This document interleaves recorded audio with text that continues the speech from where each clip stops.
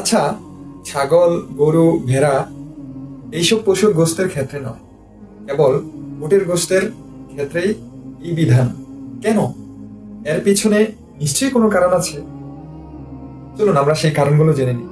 1 নম্বর কারণ, হাদিস বিশারদদের মতে ওটের মাংসে চর্বি ও দুর্গন্ধ বেশি থাকে এবং ওট দুষ্ট স্বভাবের হওয়ায় এটি খেলে মনে হয় যে দুষ্ট প্রভাব বা উগ্রতা তৈরি হয়, অজু তা দূর করে। দ্বিতীয় কারণ, ওটের স্বভাব। ওট অত্যন্ত জেদি, কঠিন এবং মাঝে মাঝে উত্তেজিত স্বভাবের প্রাণী। এই মাংস ভক্ষণে মানুষের মাঝে ওটের এই স্বভাবের কিছুটা প্রভাব পড়তে পারে। তাই অজুর মাধ্যমে মন ও দেহের পবিত্রতা সেই উত্তপ্ত প্রভাবকে প্রশান্ত নিস্তেজ করে দেওয়া হয়।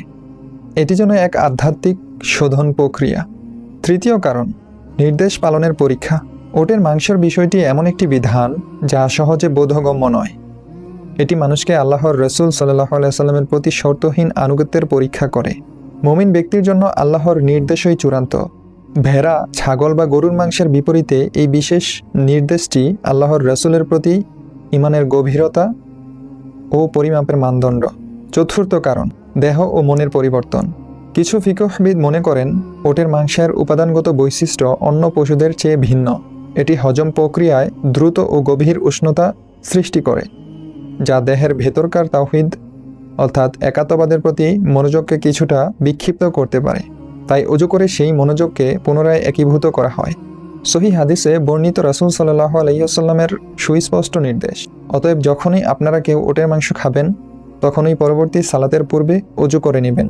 এটি আপনার জন্য আল্লাহর রাসূল সাল্লাল্লাহু আলাইহি ওয়াসাল্লামের প্রতি আনুগত্য এবং পবিত্রতার পথে এক ধাপ এগিয়ে নেবে।